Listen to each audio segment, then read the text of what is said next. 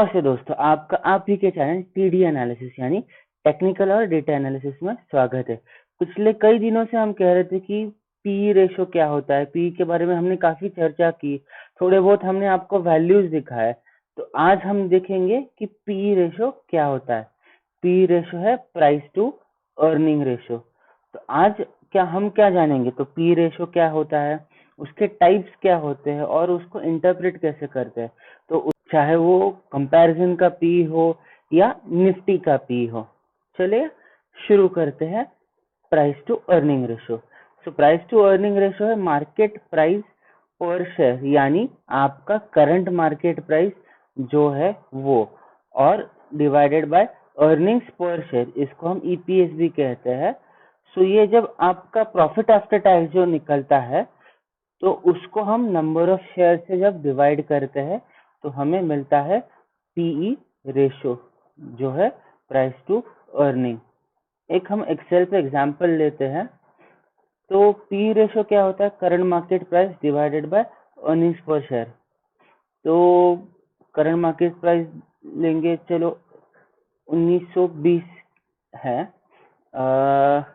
आपका profit after tax around 10,000 crore है और आपके शेयर्स है अराउंड 100 करोड़। तो आपका ईपीएस कितना हो गया, PAT divided by number of shares, मतलब 100।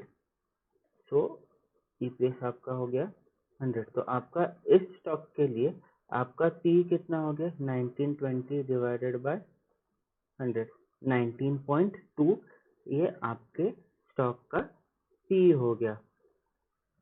अब ये पी कम है या ज्यादा है, ये हम कैसे डिराइव करें कि अभी मेरा स्टॉक है, समझो हिंदुस्तान यूनिलीवर का स्टॉक है, इसका पी 19 है। तो इस पी से हम क्या डिराइव कर सकते हैं, तो पी कम या ज्यादा किस चीज से हो सकता है, अर्निंग्स के ऊपर हो सकता है। अगर आपका अर्निंग्स बढ़ता है तो आपका पी घटता है। अगर आपका मार्केट प्राइस अगर आप कांस्टेंट रखे और आपका अर्निंग्स आप बढ़ाए तो आपका पी घटता है। और अगर आपका अर्निंग्स घटता है और आपका मार्केट प्राइस वही रहता है तो आपका पी बढ़ता है। चलो एग्जांपल लेते हैं, आते हैं हिंदुस्तान यूनिलीवर पे। ये देखिए हिंदुस्तान यूनिलीवर का इंडस्ट्रियल पी है 69.07 और हिंदुस्तान यूनिलीवर का खुद का पी है 75.27। सो ये इंडस्ट्रियल पी क्या होता है, सो हिंदुस्तान यूनिलीवर के जो पर्सनल केयर का सेगमेंट है, तो उस सेगमेंट का, उस इंडस्ट्रीज का अगर आप कुल मिला के पी देखेंगे तो वो 69.07 है। तो क्या हिंदुस्तान यूनिलीवर का पी इंडस्ट्रियल पी के हिसाब से ज्यादा है? हाँ, एग्जैक्टली यहाँ पे ज्यादा है। तो आप 1 रुपए कमाने के लिए, 1 रुपये के अर्निंग के लिए आप 75 रुपीज का प्राइस पे कर रहे हैं। एक और एग्जांपल लेते हैं डाबर का, जो इसी सेगमेंट से आता है। तो ये देखिए डाबर का पी जो है वो 73.21 है, इंडस्ट्रियल पी सेम है। क्यों? क्योंकि दोनों एक ही इंडस्ट्री से है। अगर हम यहाँ पे देखें, दोनों का कंपैरिजन करें, तो डाबर का पी कम है। तो क्या डाबर एक प्रेफरेबल स्टॉक है हिंदुस्तान यूनिलीवर के हिसाब से? एक लोअर पी पे है।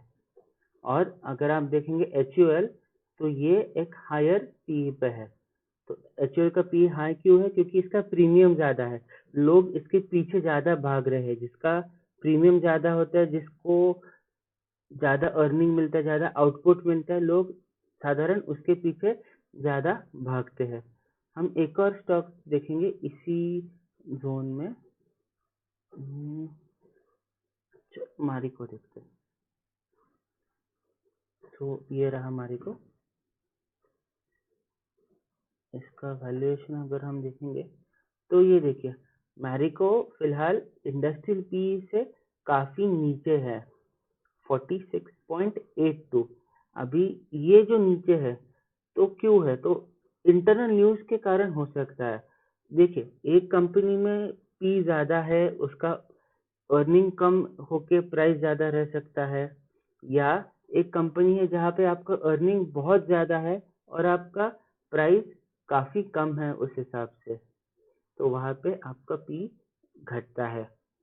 तो अभी बीच में कुछ न्यूज़ थी कि कंपनी में इनसाइडर ट्रेडिंग हो गया, तो उस चीज़ से आपका प्राइस घटता है और इस वजह से आपका अर्निंग अगर कांस्टेंट रहता है और आपका प्राइस घटता है तो आपका पी घटता है। अभी पी में भी दो टाइप्स के होते हैं। एक होता है ट्रेलिंग 12 मंथ पी जो पी के ब्रैकेट में टीटीएम कहते हैं, और एक होता है फॉरवर्ड पी। अभी ये देखिए ईपीएस अर्निंग पर शेयर जो है यहाँ पे टीटीएम लिखा है। टीटीएम मतलब ट्रेलिंग 12 मंथ का। तो पिछले 12 महीने का, पिछले 4 क्वार्टर का जो अर्निंग पर शेयर है उस हिसाब से अगर आप पी कैलकुलेट करेंगे तो वो ज़्यादा एक्यूरेट होता है। और अगर हम फॉरवर्ड पी देखते हैं तो वो एक अप्रोक्सीमेट अर्निंग की कंपनी के ग्रोथ के हिसाब से कंपनी अगले साल ऐसा ऐसा अर्न कर सकती है, तो एक अप्रोक्सीमेट वैल्यू पे उसका ईपीएस निकलता है और वो आपका फॉरवर्ड पी हो गया। अगर आप 2020 के स्टार्टिंग में देखेंगे तो किसी को पता नहीं था कि कोरोना का क्राइसिस होने वाला है। सो इसलिए कंपनीज का अगर आप तब फॉरवर्ड पी देखते हैं और उस हिसाब से अगर आप इन्वेस्टिंग करते तो वो आपकी सबसे बड़ी गलती हो जाती है। ठीक है, सो अगले पॉइंट पे हम आते हैं।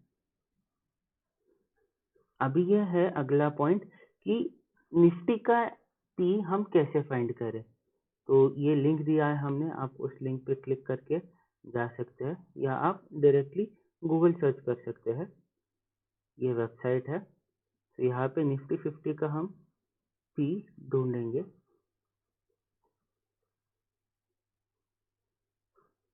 लेटेस्ट तक लेते हैं और सभी वैल्यूज लेते हैं यहाँ पे। सो अगर आप देखेंगे तो 24 तारीख को आपकी निफ्टी का पी था 29.35 और आज 13 अगस्त निफ्टी का पी है 31.42। सो ये पी निफ्टी के बारे में क्या होता है। तो निफ्टी का पी एक स्टैंडर्ड डिविएशन बनाया है, यहाँ पे हम चार्ट में देखेंगे। सो यहाँ पे अगर हम देखेंगे तो हिस्टोरिकल वैल्यूज के अनुसार 20.13 एक निफ्टी का मीडियन है, एक एवरेज वैल्यू है जहाँ पे निफ्टी आपका मेजरली रहता है। अगर हम निफ्टी का आज का वैल्यू देखेंगे तो वो है 31.42। तो अगर आप पूरे हिस्ट्री में देखेंगे तो निफ्टी कभी भी 30 के ऊपर गया नहीं है, निफ्टी अभी 31.42 पे है। हमने ये वैल्यू यहाँ पे देखी। सो मार्केट ओवरबॉट है। तो बेस्ट वैल्यू क्या रहता है निफ्टी में अगर आपको इन्वेस्टमेंट्स करनी हो तो वो रहती है स्टैंडर्ड डिविएशन के आसपास या मीडियन के आसपास। ठीक है, तो ये चार्ट है जो आपको हिस्टोरिकल वैल्यूज निफ्टी के बताता है। और अभी निफ्टी ये मंथली एवरेज है, निफ्टी अभी 31.42 पे है। सो निफ्टी का अगर हम देखें तो जब जनवरी में निफ्टी का प्राइस 12,300 था तो निफ्टी का पी 30 था, और अभी अगस्त में निफ्टी का प्राइस 11,300 के आसपास है और निफ्टी का पी यहाँ पे 31 है। तो ये क्यों हुआ है, क्योंकि निफ्टी का ईपीएस जो है वो गिरा है। अभी निफ्टी का ईपीएस कितना है, अराउंड 360 है। इस चार्ट के हिसाब से निफ्टी का बेस्ट एंट्री लेवल कहाँ पे रहेगा, अराउंड 25 के पी के आसपास, और सेकंड बेस्ट एंट्री लेवल रहेगा 20 के पी के आसपास। निफ्टी अगर नीचे गिरता है तो आपका नीचे का एंट्री लेवल कहाँ पे है, 16 के पी के आसपास। ठीक है, तो इसका अभी हम कैलकुलेशन देखेंगे। अगर 25 का पी आता है, 20 का पी आता है और अगर 16 का पी आता है, सो निफ्टी का कैलकुलेशन यहाँ पे एंट्री रहेगा 9,000, दूसरा रहेगा 7,200 और तीसरा एंट्री पॉइंट अगर मार्केट सुपर डुपर क्रैश होता है तो वो आ सकता है 5,760। ये होगा कि नहीं हम नहीं जानते, पर ये तो ज़रूर होगा। 9000 के आसपास एक आपको अच्छा सा निफ्टी में एंट्री लेवल मिल सकता है। ठीक है, सो आप बताइए आपको ये वीडियो कैसा लगा। अगर आपको ये वीडियो पसंद आए तो लाइक कीजिए, शेयर कीजिए और ऐसे बढ़िया इन्फॉर्मेशन जानने के लिए हमारा चैनल सब्सक्राइब कीजिए।